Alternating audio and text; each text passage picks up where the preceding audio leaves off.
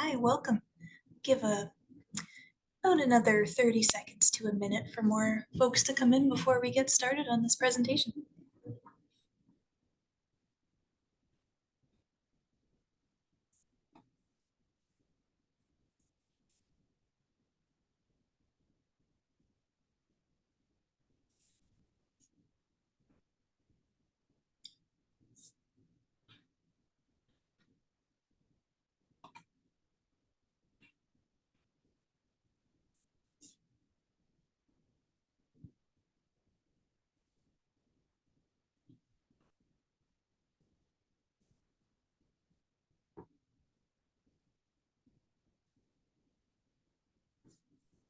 I think we should get started. So thank you for coming in. Thank you for spending part of your evening with us. And I look forward to sharing some of what student success at the OCDSB is with a focus on the secondary panel. Now, before I get started, I want to know a little bit about you. So I'm under the impression you have access to the Q&A in here. So if you're able to access the Q&A, can you type in, do you know your student success teacher at your current school? I'm under the impression that most grade 8s they may have met their student success teacher at their school, but I'm curious to know. So if you're able, can you hop over into the Q&A and let me know? Yeah, we have a couple people who do know and a couple who don't. Yeah, so you may get to know your grade 8 student success teacher soon because part of their role is to help you as a grade 8 student going into grade 9 to choose your courses through a program called Zello for your grade 9. And that's going to happen after our December holiday. So it's okay if you don't know them just yet, but after the December holiday, you get to start choosing the credits or courses that you get to do next year in high school.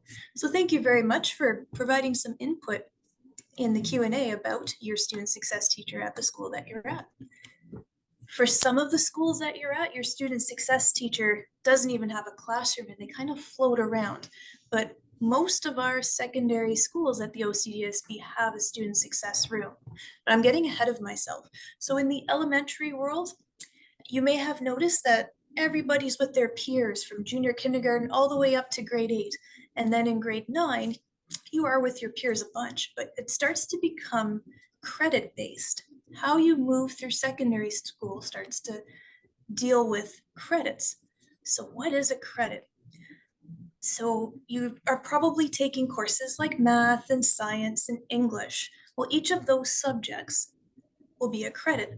And we'll talk more about how that's divvied up. But you're going to see a timetable, much like this one if you're going to be going to a semester at high school, where it shows different classes that you have, and of course, the best part, lunch.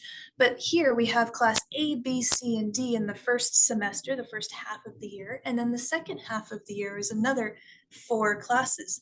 So there's a potential to earn 1, 2, 3, 4, 5, 6, 7, 8 credits towards what you need to do to eventually graduate.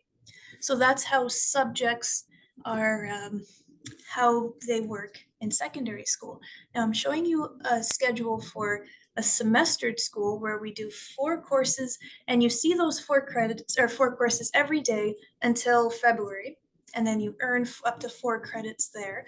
And then in the second semester, same thing. If you end up going to a non-semestered secondary school, then you may see a timetable that's more like this, where you have day 1, 2, 3, and 4 instead of just day 1 and 2, and you juggle all 8 credits throughout the entire year, which means you don't go to the same credit every single day. You'll end up going every second day. So I keep talking about this word credits. What on earth do I mean by that? So there are a few presentations tonight that you may want to consider going to delve more into this credit conversation. I'm happy to show you some of this stuff here, but there are 18 compulsory credits that you need to earn in order to get your Ontario Secondary School diploma. And there are 12 optional credits that you need to earn. That adds up to 30. And that is information as of today, November 29th, 2023. And that may change depending on the Ministry of Education's preferences and choices.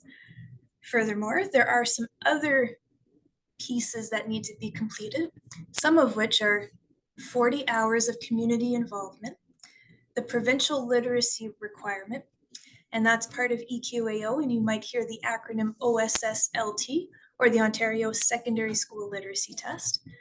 And at least 2 of the credits of the 30 credits or courses that you take need to be done virtually, completely asynchronously, pardon me.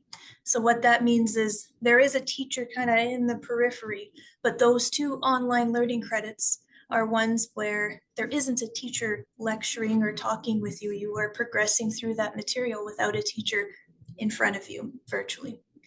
And then there are some flexibility around groups 1, 2, and 3 that are also considered compulsory credits.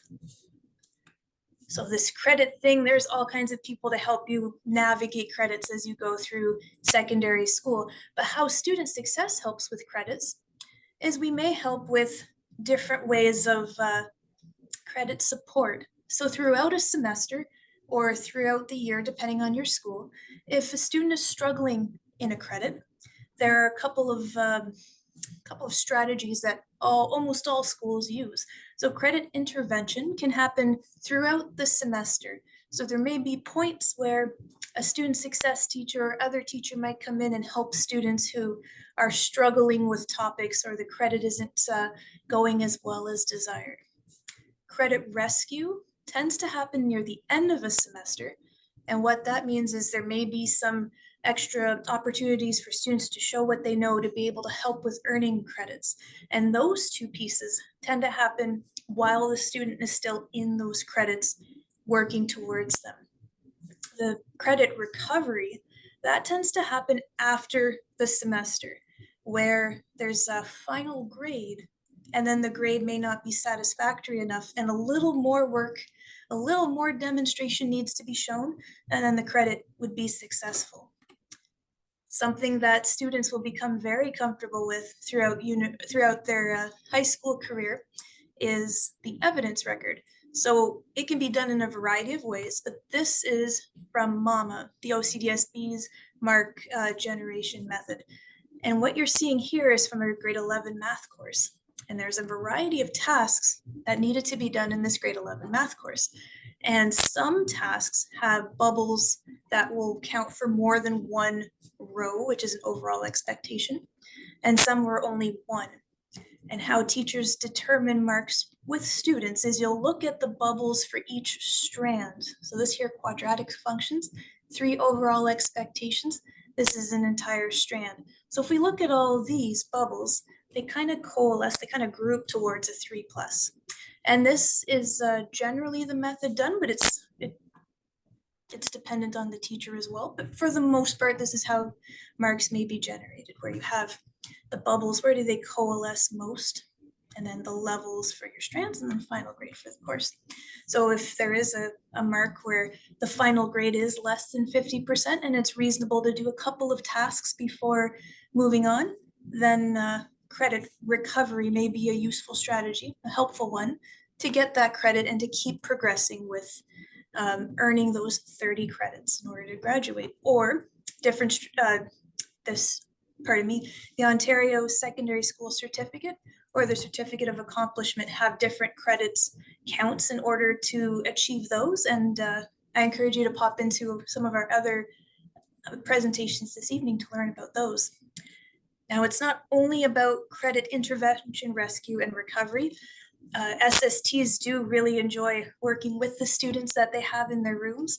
So we may be looking at authentic student learning experiences, taking things from the community and being trying to link those to overall expectations and credits, and seeing how work that's done outside of the classroom could be authentically tied to work in the classroom too.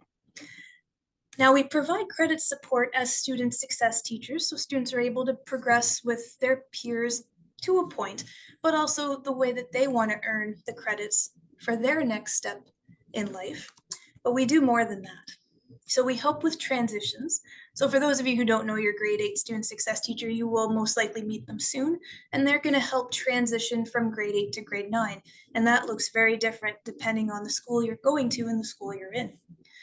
Student success teachers help with skill building, and that can mean all kinds of things. And they are advocates and provide safe spaces for students. It's something that we take great pride in doing.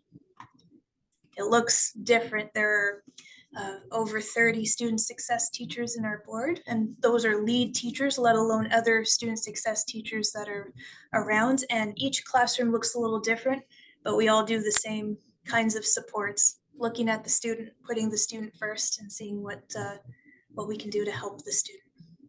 Now, that's one part of the student success team. There are a bunch of us, so it's more than just student success teachers. There's also learning support teachers for those who have an IEP or an individual education plan. Student services or guidance counselors work with all students, and principals and vice principals, of course, too.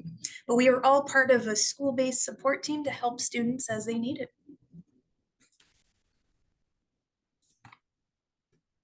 So let's talk next steps. So we have time to talk here, and I wanted to provide lots of time for Q&A, but as well, it's worth talking to your current student success teacher to get connected with your next school student success teacher if that's something you're interested in. The way that students end up working with student success teachers look a little different in every building. So there isn't a linear approach. There isn't one way to be able to end up working with your student success teacher at high school, but there's all kinds of ways to end up there.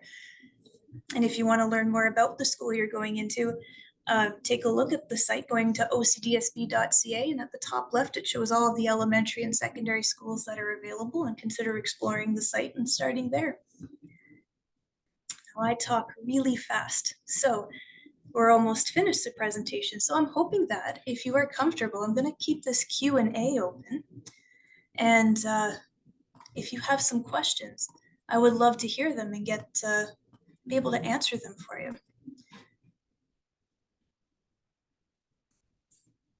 It's kind of a shame we don't have visuals to be able to see the smiles and the faces on the other side of the screen.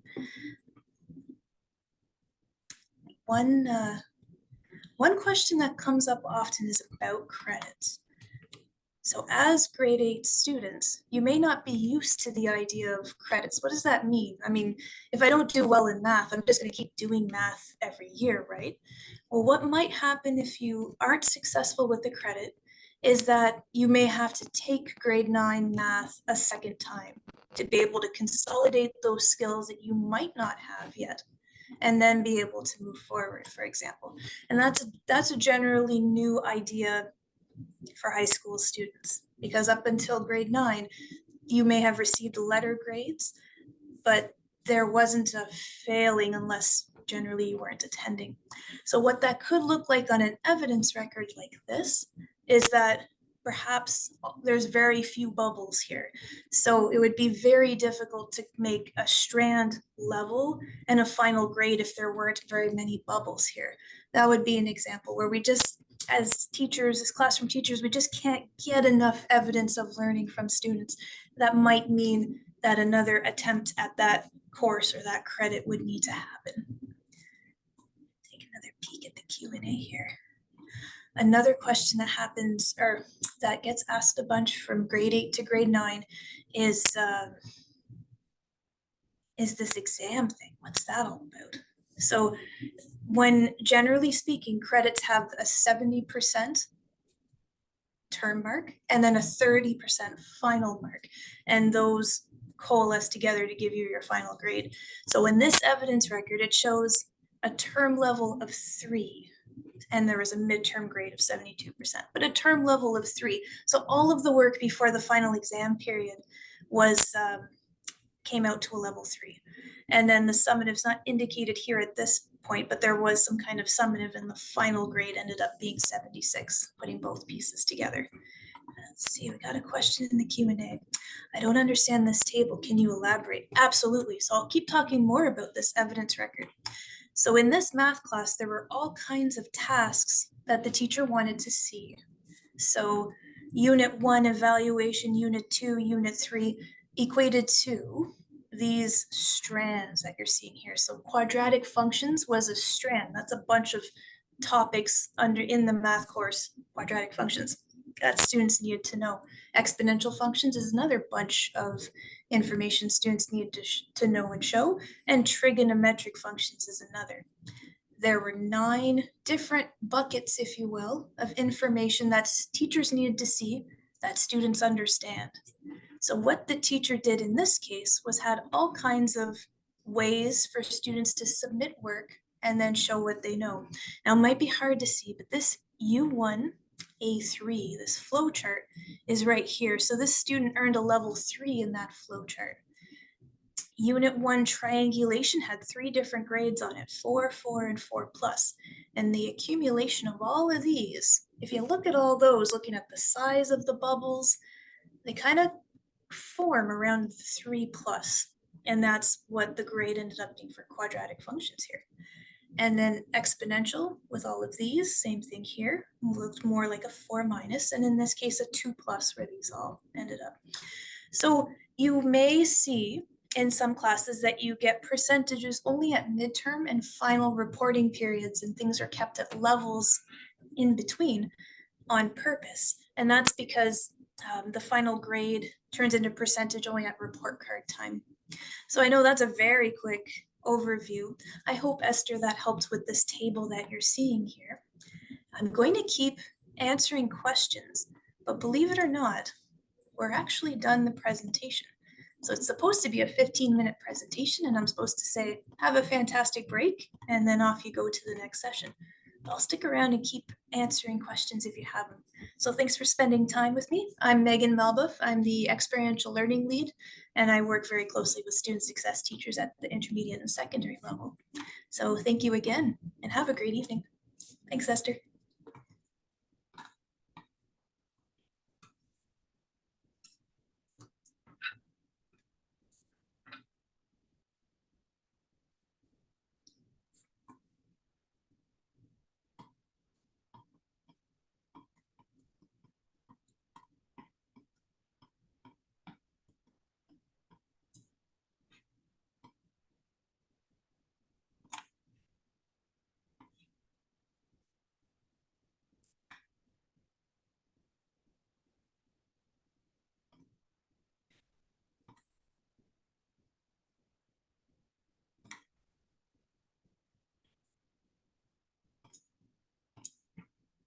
What question? When do you choose courses and what courses are available?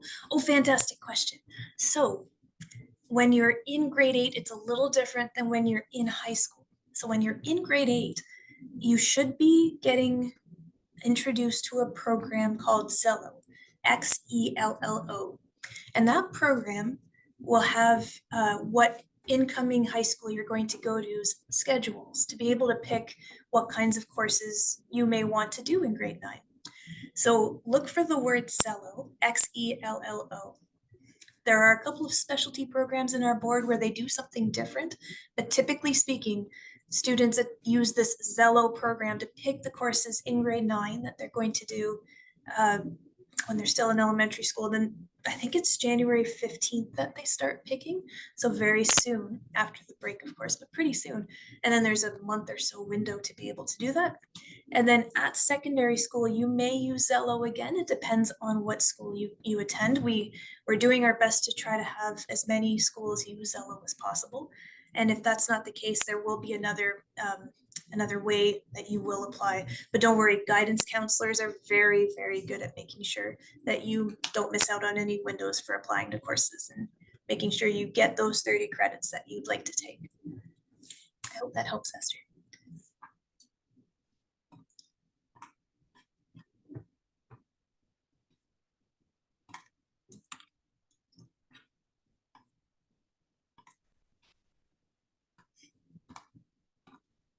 Awesome. Okay.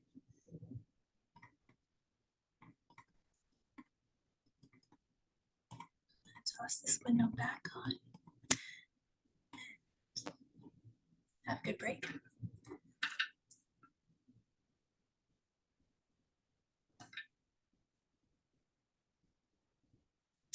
Actually, I believe we're going to get started again pretty soon. So bear with me, folks, as I zoom right back to the beginning of this presentation. Hopefully that didn't hurt your eyes too much. Let's give one more minute before we get started on this presentation.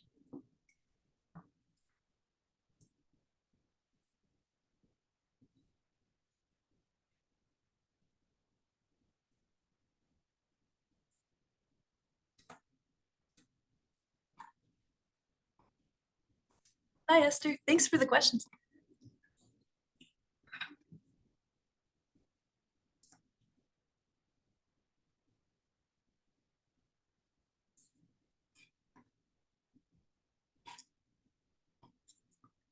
So welcome, folks.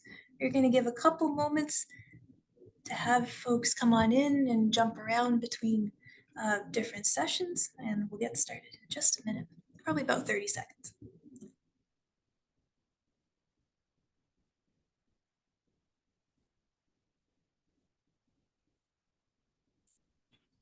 I think I'm a couple minutes behind schedule.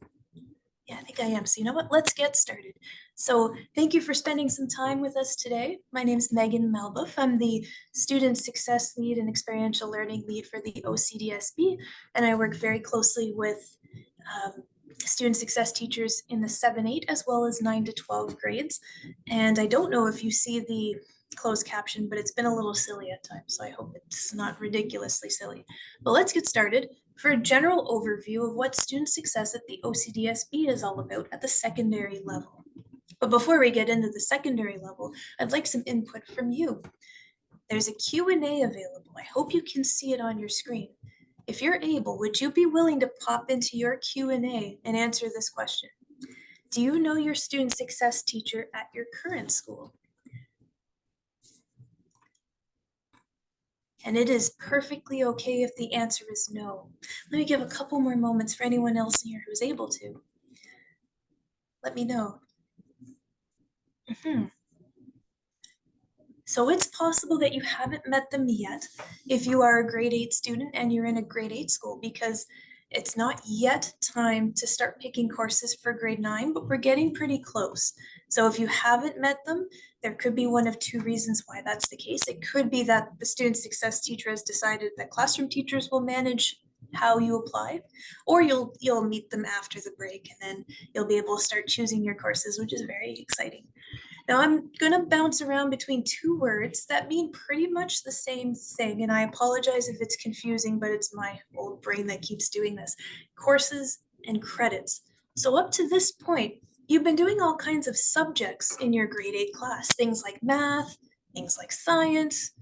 And when you start getting to secondary, what happens is you start learning about grade in math, but we contain what you're learning and call it grade 9 math. And we look at how you do in grade 9 math. And if you're able to be successful in grade 9 math, then you get to do grade 10 math.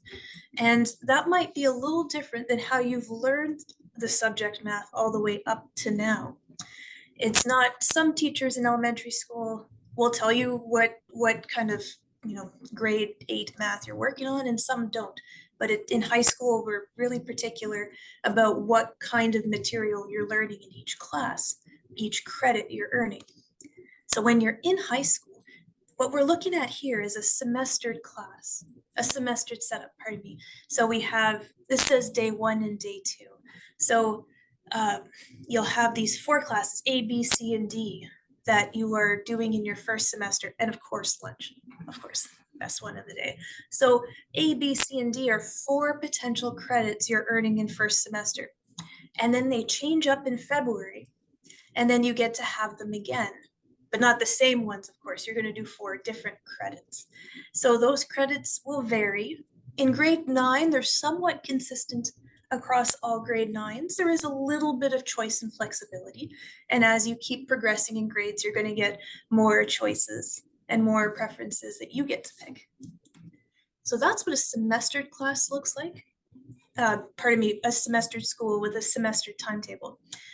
Here, for example, this is, I have screens all over the place, but this is a non-semester timetable where you might see this at Maryville or Colonel I, where instead of having those 4 and then 4 credits done, where you see the same 4 credits for the first half of the year, and then you say sayonara to those, and then you do 4 new ones, you're going to do all 8 credits throughout the entire year, and you don't go to the same class every day. So there's benefits to both, right? If you don't really like English, you only have to see it for half the year in a semestered school. However, in a non-semestered school, you'll only go to English every second day and you'll have it for the whole year. So there's pros and cons to attending both types of timetabling and scheduling. So I keep saying these words: credits, courses. The Ministry of Ontario has a certain set of credits that you need to complete before you get your Ontario Secondary School Diploma. And I encourage you to go to other sessions as well to learn more about credits. But at this point, as of November 29th, 2023, there are 18 compulsory credits that need to be completed and 12 optional. And the 18 look a little hieroglyphics here, and I won't spend too much time in it, but for example, you only need 1 credit in the arts. If you love arts, great, you can take more, but you'll need to do at least 1 in the arts, for example. And on top of that, you'll need to complete 40 hours of community involvement, the provincial literacy requirement, which you might hear as the Ontario Secondary School Literacy Test, and at least 2 online learning credits. And those look like not where a teacher is necessarily talking with you, but completely asynchronous environment where the material is there and you may have support, but you don't need to log in at a particular time to hear a teacher talk to you. And that's the very, very simplified version of what an asynchronous learning environment is. And that's what those online credit formats are. Just gonna take a quick peek at the Q&A. Gonna save the Q&A to the end, but if you do want to ask questions, I'll keep peeking and seeing as well, of course. So let's keep rocking. So that's what credits are. And in elementary school, credits aren't really a thing where we're bundling up how you learn and then kind of check with that box, move on to the next one. But in secondary school, that is the format. So how do student success teachers help with that? Well, if a credit isn't going well, if students aren't doing successfully in a credit, we provide, generally speaking, different types of support throughout the semester or throughout the year. So credit intervention and credit rescue refer to supports that are done while you're doing a credit. So intervention typically means that during the semester, during the year, there will be times where you may get to work with the teacher one-on-one intensely, or go to a different teacher and be able to learn a little bit more and show your learning about different topics in an effort to help you become successful in the credit. Credit rescue, generally speaking, happens at the end of a semester or year, where we're trying to see a couple more demonstrations of learning from the students in order to be able to get the data to show that the student's successful in the credit. Now, credit recovery tends to happen at the end of the semester, where the credit's already has a final grade assigned to it. And it generally is an unsuccessful grade. Not always, but usually a mark that is under 50%. And here's an example of one way to show evidence of learning. So this here is called an evidence record. This is for a grade 11 math course. And it was during the pandemic, so we didn't have a final exam period. But what you're seeing here are 3 different topics that the math course has. They're called strands: quadratics, exponents, and trigonometric functions. Those are big old words that you're probably going to learn as you progress through math, but you don't have to know those now, of course. But those are called strands. And then there are overall expectations. There's 3 in quadratics, 3 in exponents, and 3 in trig for this course. And students need to be able to demonstrate learning of those 9 overall expectations, those 3 strands, in order to move on to the next credit, to have enough skill and knowledge to be able to move successfully on to the next credit. So there's a pile of tasks that were done in this class. There was some flow chart, a discussion, a Unit 1 evaluation, triangulation using discussion and products and observation. So there's a bunch of tasks done. And if you look at all of these bubbles, the size of the bubbles generally matter, and the colors do too. And if you look at all these, they coalesce right to the 3+. So that was how that grade was determined. And if you look at these here, this one might not be, the best demonstration of the learning here. Most of them kind of work towards a 4- if you look at them. And then here, more of a 2+. And then you're looking at the levels, and then this student had a final grade of 76%. Now they are not eligible for credit recovery. There's no real reason why they would be there because this isn't a failing grade. The credit recovery would be used. It's a great tool for those who end up with a final grade that's under 50% and then need to show just a couple more things to be able to show success in the credit and move forward. That was a very quick and succinct way to demonstrate that. If you were a grade 8 student looking at that, like what was just shown to me, don't panic by the time you're done your first semester of school, or by the time you're done, partway through your first year in a non-semestered school. I bet you're going to be very comfortable determining final grades with your teacher. So back to student success. Generally speaking, the kinds of credit support we can provide are credit intervention, credit rescue, credit recovery, and then there are other types of credits that we work with, like the authentic student learning experience, where this is taking student learning that's happening in the community and finding those expectations and strands in different courses to be able to value what you're doing outside of the classroom towards work and credits in the classroom. And that could be a whole presentation on its own. So I'll stop there on that one. That was a lot of words. So we've talked a whole lot about this thing called credits, which is how your subject matter is packaged and you move forward with your learning. But student success teachers provide more support than just credit support. So they help with transition. So some students need more help with transitioning from grade 8 to grade 9, and some very little, and that varies. And student success teachers are around for all kinds of reasons for that, and not just transitions from grade 8 to grade 9, but different ones in the building as well, in high school throughout grades 9 to 12, and sometimes beyond. We also help with skill building, and that could mean a whole host of things, and that looks different in each school as well. And we are proud to be advocates and provide safe spaces for students. But we aren't silos. We work with a bunch of folks. There's a student success team. There's an in-school team that helps out with students and making sure they can do their best and learn the best that they can. So if you have an individual education plan or an IEP, you might know your learning success teacher or LST, maybe your learning resource teacher in the elementary world. So that's part of the student success team at the secondary level. And student services, so guidance counselors. I don't believe anybody in the elementary world have guidance counselors, but you definitely do when you are in secondary, and they're a great resource for all kinds of student related things. And of course, principals and vice principals.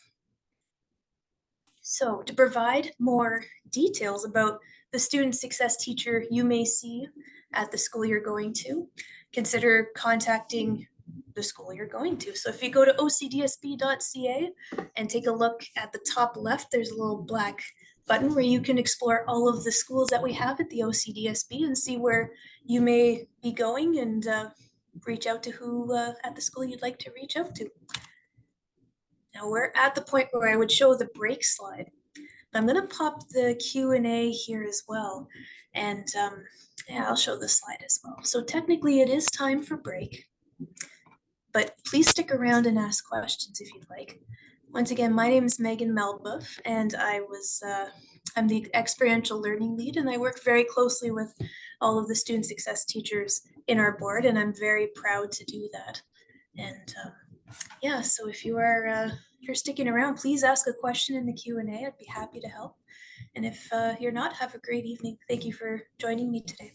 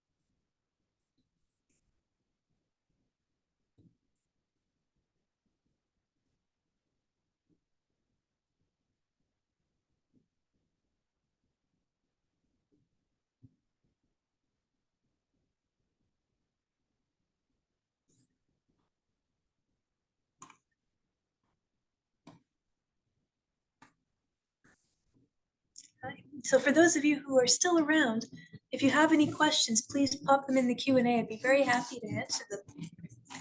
And if not, our next session, I believe, starts at 8 o'clock, and so we'll get started soon. Try not to make your eyes hurt by slowly moving backwards in my presentation.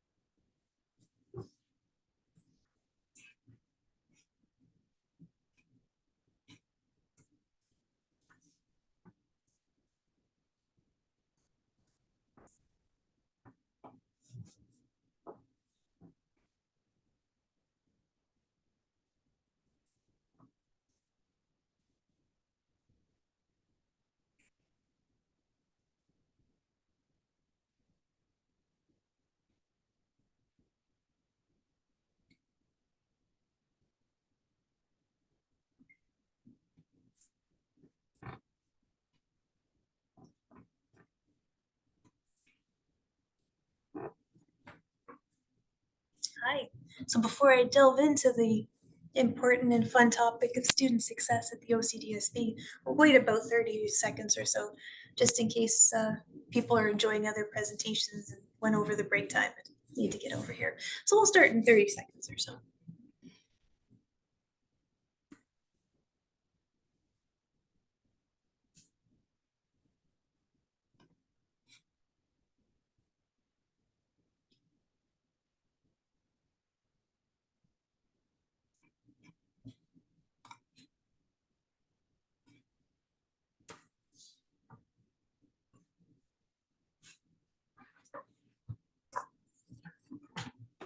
Let's get started. So thank you for taking the time this evening to spend time with us, and I'm looking forward to presenting to you a very brief snapshot of student success at the OCDSB.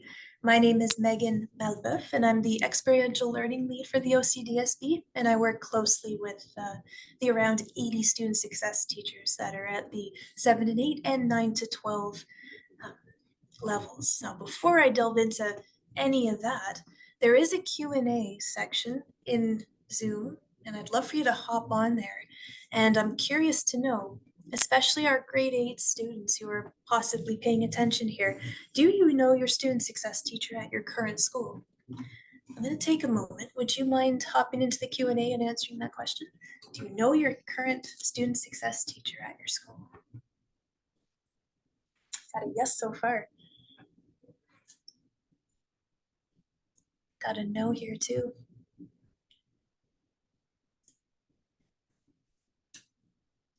Anybody else know who their student success teacher is at their current school? focusing on the grade eights more. Got another yes. That's great to hear. So of all the sessions, this one here has more yeses than nos, and that's wonderful. So if you don't know your grade 8 student success teacher and you're a grade 8 student, that's completely okay. You'll probably get to know them soon.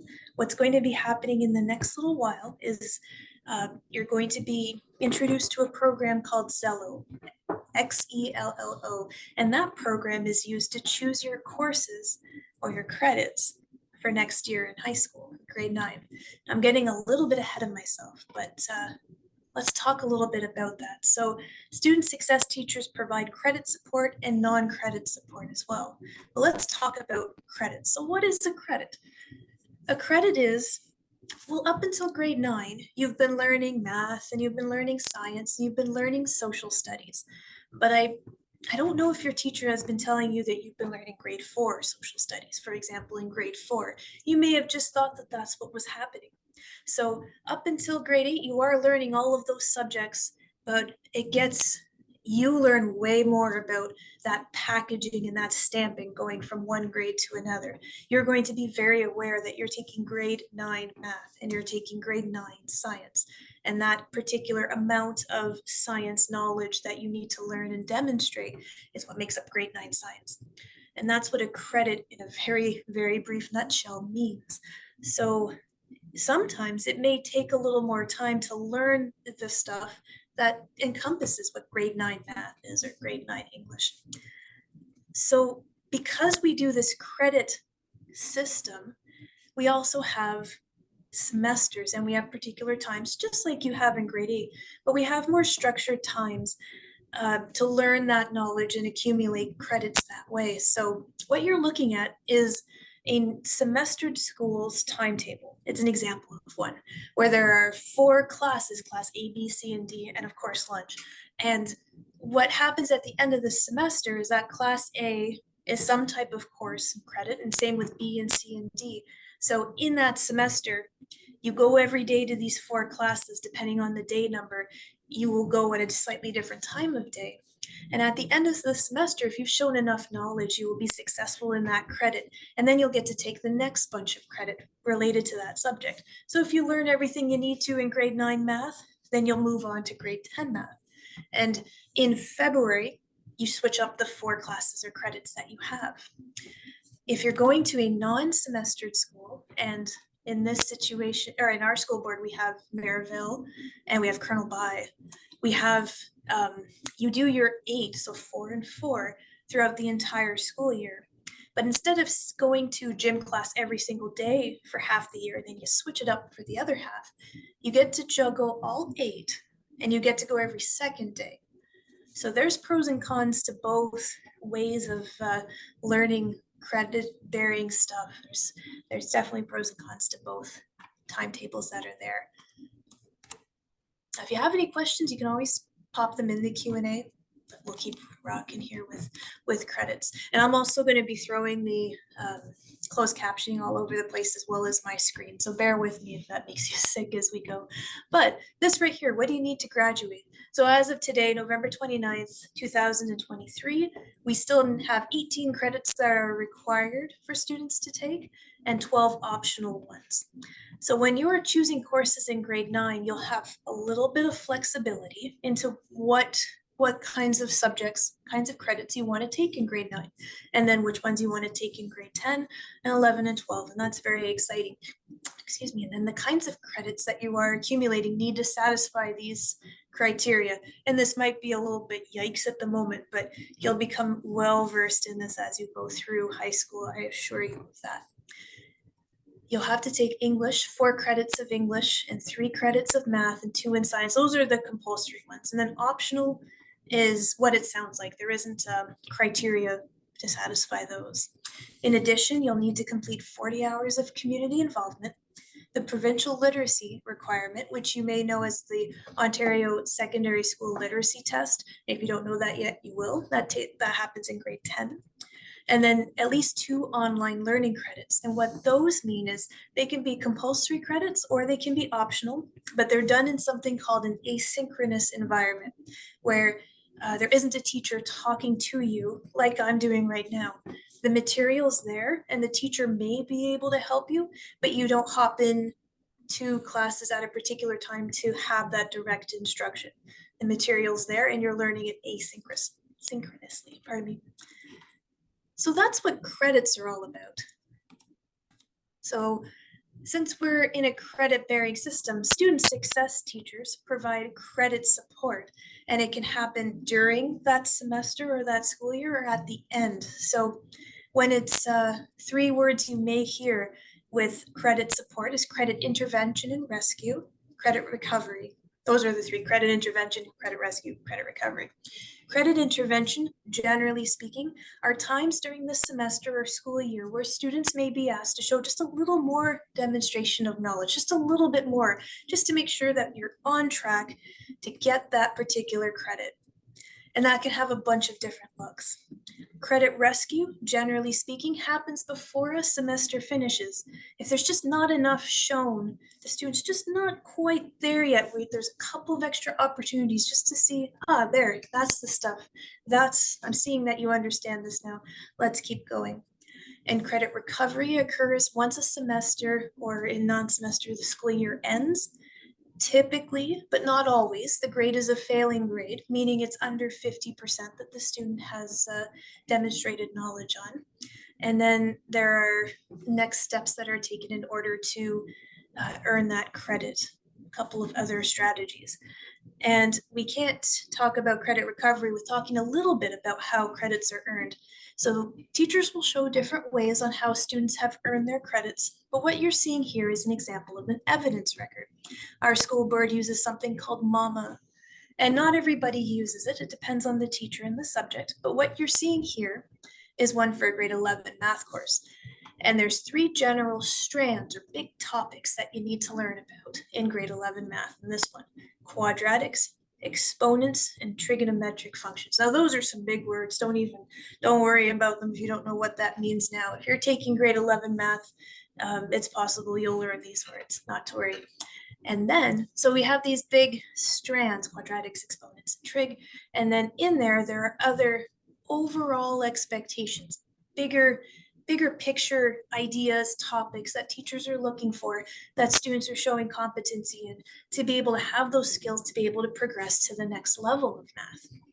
So these here are examples of an evidence record from a student that did math a long time ago during the pandemic, the really height of the pandemic. And there's a bunch of tasks that this particular course had. For example, this U1A3, my apologies if you can't see it well, but that flow chart is this bubble right here, and the student earned a level 3 on that flow chart. So the accumulation of a bunch of knowledge that the student has shown, and the size of the bubbles can equate to the level of, intensity or importance necessarily of the task, and the accumulation of those. If you look at all those bubbles, they kind of coalesce to a level 3+. If they were all kind of shown there, probably all line up at a 3+, showing that quadratics, the student has shown proficiency of a level 3+ there. Exponents, some teachers would consider this is below a level 1. Maybe the student had a rough go, but there's, on that particular assessment of learning, but the student's shown a whole bunch of others. So in this case, those bubbles kind of coalesce to a 4-. And then each strand has a level, a term level, and then during the pandemic, there wasn't a summative period. Almost all credits have a term mark where it's 70% of that final grade percentage, and then there's this 30% summative piece that also is part of this final grade. Now, this student earned 76%. The student would not be doing credit recovery. It's highly unlikely. But this is an example of an evidence record. And if there was a final grade of under 50%, it's very likely that there would be a lot of gaps missing, or there would be very few bubbles compared to what you're seeing here. And that would be an example of where credit recovery could come in to help the student show what they know and to be able to move forward. That was a lot of talking about credits, my goodness. So student success teachers provide credit supports in those ways, and they have other strategies to help too. And one in our school board involves the authentic student learning experience. And what that equates to is if students doing something out in the community and they're learning out there.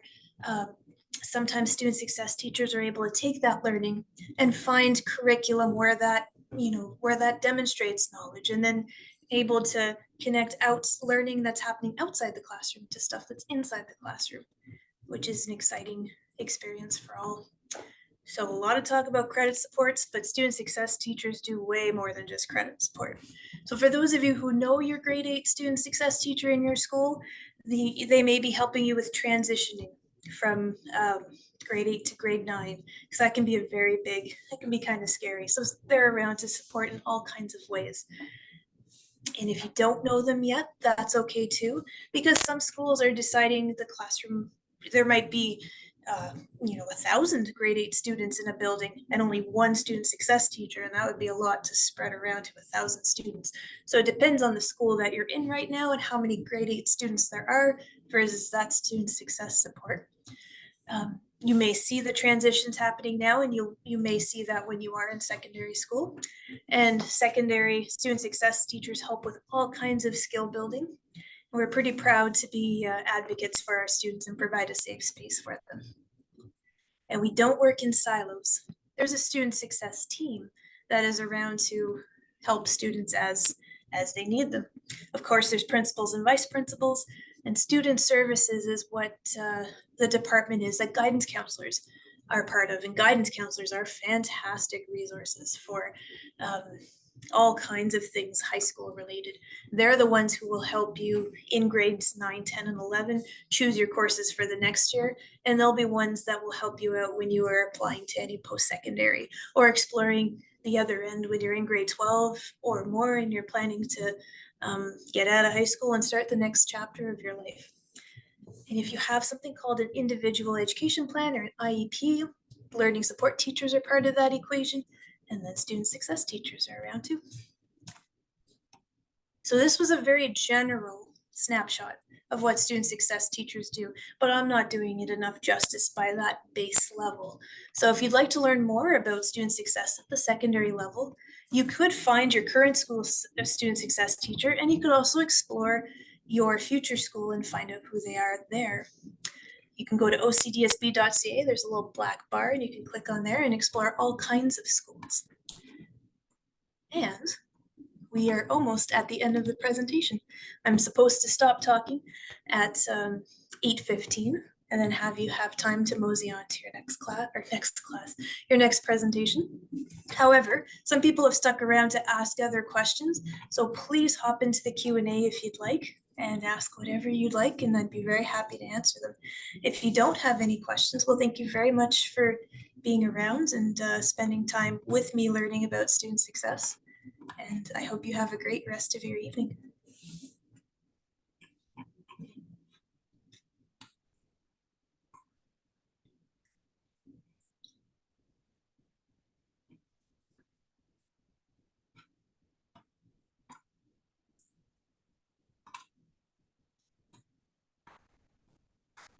Oh, I have a question. So the question that I'm being asked here is, when do I pick courses for next year? So you'll be picking courses for next year pretty soon. The window in Zello will open January 15th, and your school will help you navigate in that Zello program the courses you're able to pick based on the school that you're going to be going to next year. So that program, once again, is XELLO, and if you don't have access to it yet, you will soon.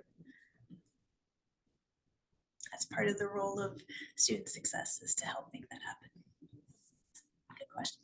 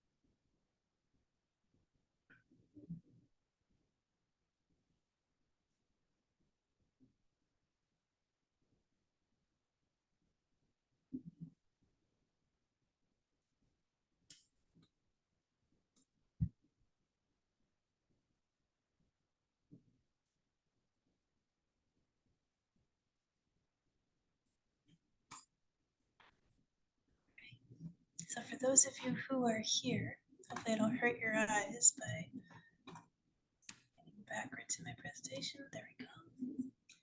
We'll start in a couple moments, of course, not just yet.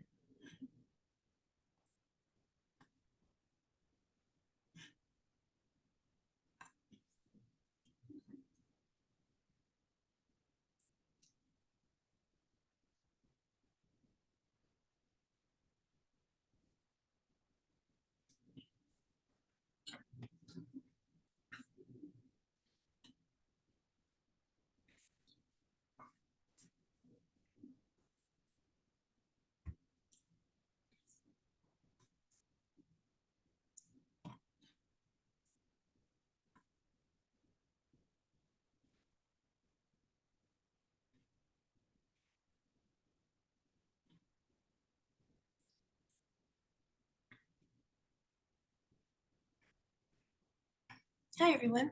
I'm gonna give about 30 seconds just in case you were in the most exciting presentation and you went over time. So we have a couple more, maybe another 30 seconds and we'll get started on this presentation.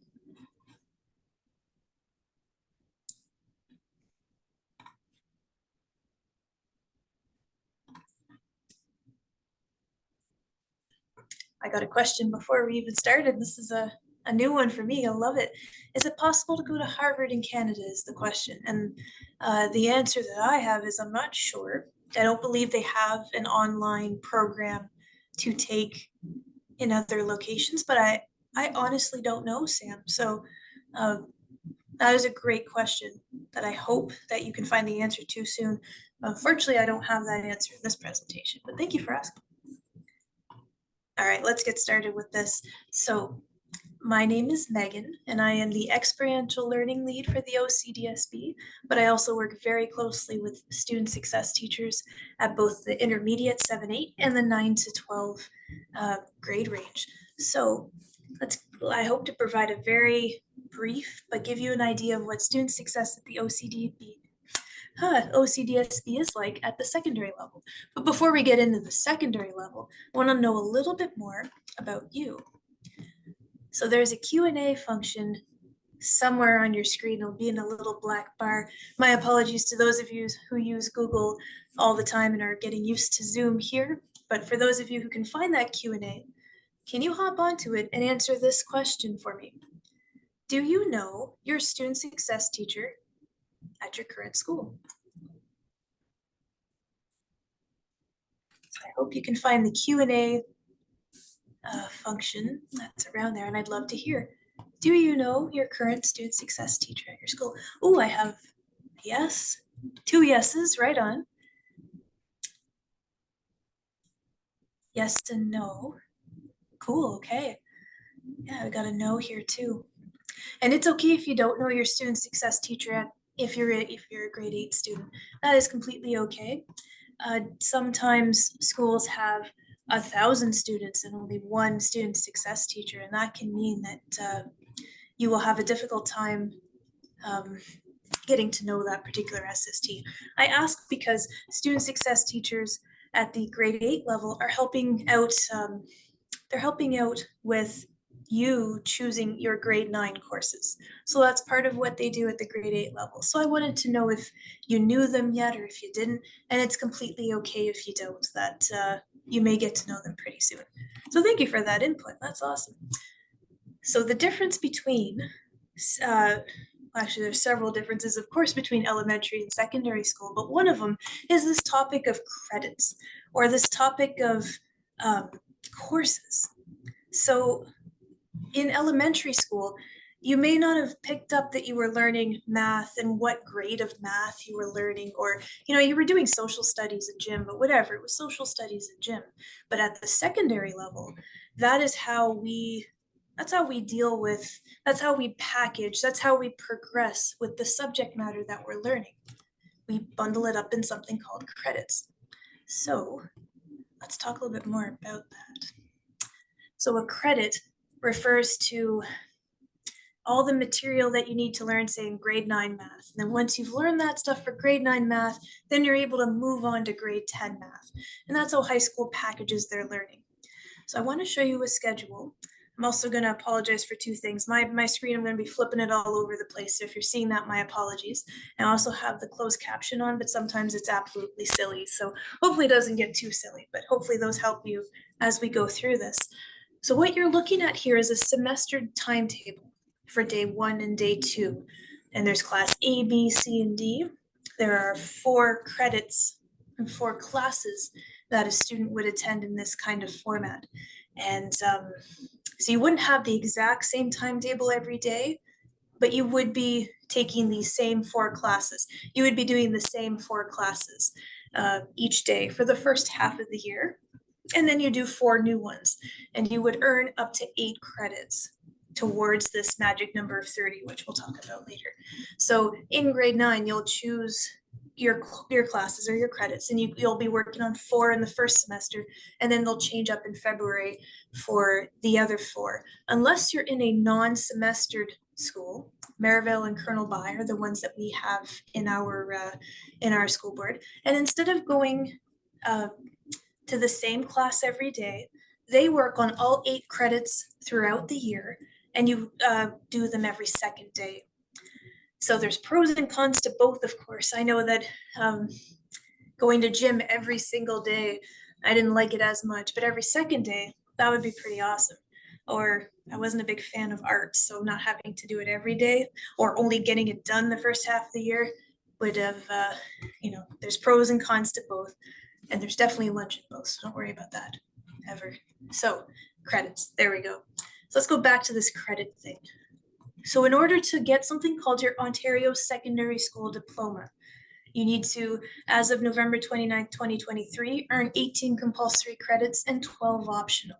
Now, they are here, and this might seem a little, a lot to take in right now, but don't worry, we have a bunch of people at the secondary level to help you navigate this. But you have to take certain credits in order to fulfill that compulsory part. And then we have optional credits. So here you have to take 4 credits in English. It says 1 credit per grade. That's the general trajectory, but that's certainly not the only way you have to go about that. And then there are 12 optional credits. So what that means is you have some freedom to have which credits you'd like to do there. There's, in grade 9, you don't have as much freedom as you would in grade 12 because you are working towards what you would like to do with post-secondary and moving on with that kind of thing. Yeah, so you won't have the same, like you have some choice in grade 9, but you're going to enjoy way more choice as you move forward in grades 10, 11, and 12. All right, so that's what credits are in a very small nutshell. So what student success teachers do is they help with credit support if students need it. So very generally speaking, credit intervention, credit rescue, and credit recovery are the 3 main ways that student success teachers provide credit support. So what credit intervention means, very generally speaking, is that during the semester, you may have opportunities to just demonstrate a little more knowledge with the teacher to be able to show, yes, I've got what I need for this particular credit. Credit rescue, generally speaking, happens at the end of a semester or an end of a year where you have a little more opportunity to show what you know if you need to in different ways. And these are both done before the credit is finished. Credit recovery refers to after the credit is done. And if there is a failing mark, which is under 50%. So up until grade 9, so from K to 8, failing math is not something you would have ever heard before. But when you're in high school and you're trying to acquire the knowledge of these packs, like learning what grade 9 math is, it is possible that first time around you might not learn all that you need to in order to move forward and be successful. So what credit recovery does is it provides an opportunity to fill in any gaps of knowledge that are missing and then move forward. How that could look is involving something called an evidence record, or a different way of showing the grade that you got. So what we're looking at here, this is an example of an evidence record. And in our school board, we use something called MAMA. And teachers may choose to use this, they may use others, but what we're looking at is a grade 11 math class. And we have 3 strands in this math class with some pretty big words you probably don't know now, but you might learn later on, so don't stress about those words. But quadratic functions, exponential functions, and trigonometric functions. So in this grade 11 math class, those are the 3 strands, big topics that students are learning about. And then what you're seeing here, these A1, A2, A3, they're called overall expectations. So the guiding questions, if you will, that students need to demonstrate in order to show that they know what quadratic functions are all about for grade 11 math. Now there's all these bubbles you're seeing here, and what those refer to are the marks that students may have earned, this particular student earned, on these kinds of tasks. So this right here, this U1A3 is flow chart. The student earned a level 3 on that particular chart. 3 is the provincial standard. That means the student knows what's required of them to be considered successful in the next course. Triangulation is an example of another one, exceeding expectation in that particular kind of task. So how a grade can be determined is looking at this series of bubbles and seeing where they coalesce. So if you look at these, they kind of coalesce towards a level 3 plus. And if you look here for exponential functions, we do have one here, and some teachers may consider that bubble as part of, determining what level that coalesces to, and some may not. And if we ignore that bubble that's there, it looks like it, the marks coalesce to a 4 minus, and so forth.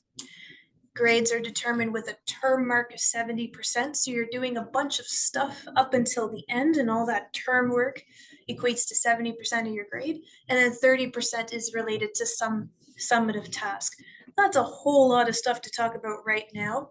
You're going to become quite familiar with evidence records and final grades and the 70-30 split once you start high school, if you don't already feel pretty comfortable about it.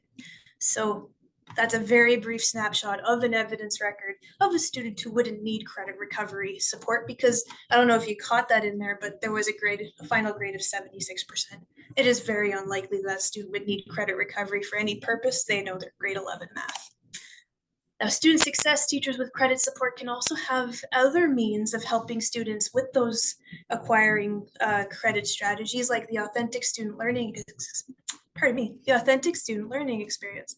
So that is where we look at what the student's doing outside of the classroom, out in the community, what learning is happening there, and then we equate what they're doing with what kinds of curriculum, those strands and those letters, where do they match up? Where can we move forward with that? So where we're taking learning outside of the classroom and we're making it part of learning in the classroom, which is really exciting. So student success teachers provide a bunch of credit support, but of course it doesn't stop there.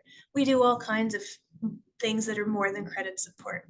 So grade 8s, you're transitioning into the grade 9 year. That can be a very big and scary thing, and student success teachers can be around to help with all that. That'll look different in every building depending on how big the school is or what the needs are for each student, as well as skill building. That can look different from a student success perspective depending on the size of the school and the students. But one thing I can say is that student success teachers are pretty proud of being advocates for their students and providing a safe space for them. Now, we're not silos. We have a team that works with students based on what they need. So, of course, there's principals and vice principals, administration. There's also student services, and guidance counselors are part of that department. And they're pivotal, they're fantastic, and they're important for all kinds of aspects of your educational journey as you go from grade 9 out to grade 12 and beyond.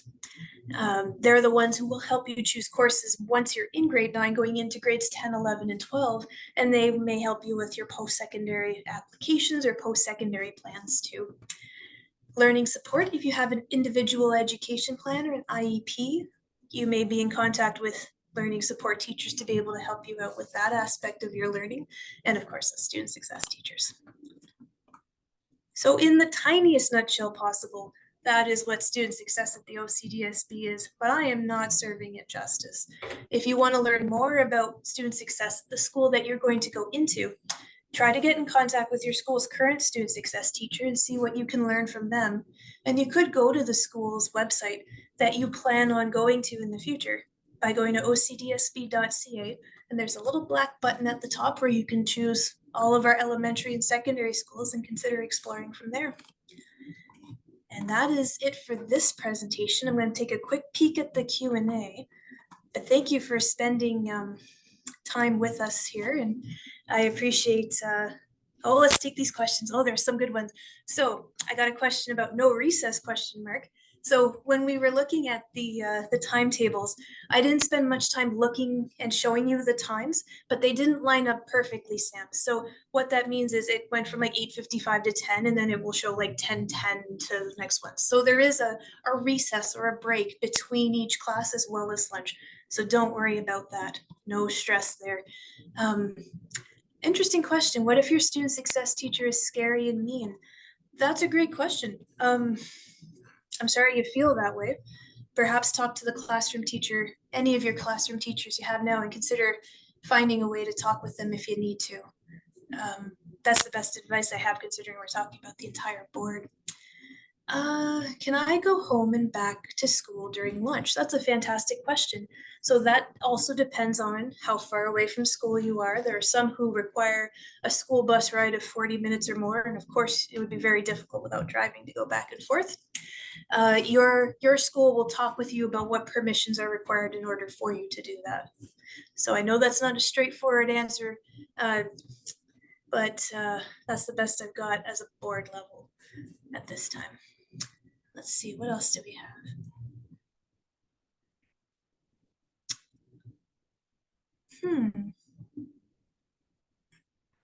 There's that's pretty good. There's not too many other questions in here that are super pertinent to this discussion. Another question about lunch. Don't worry, you have lots of lunchtime. And depending on how your trajectory goes, there are 30 credits you need to get your Ontario secondary school diploma. But if you're in grades 9, 10, 11, 12, and you do 8 every year, 8, 16, 24, yeah, at 8, that's actually 32. So depending on how your courses are and your credits are, you might actually take fewer in your older grades and be able to have something called a spare or a prep. There's different words for that, but you might get more time to do more work or stuff, but you might not be in a class as you get older. So you might have even more time for an extended lunch if you need to. All right.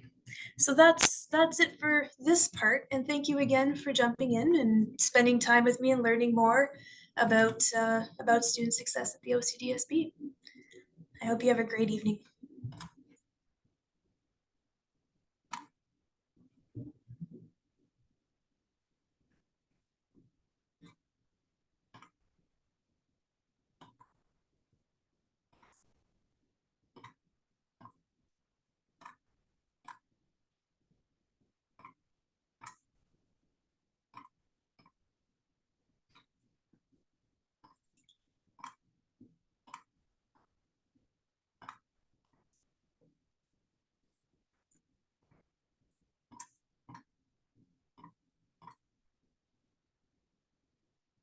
For the one who mentions both Summit and Sir Guy, those are two fantastic schools. Happy to hear that there's someone out there who's attending Summit. What a fantastic program.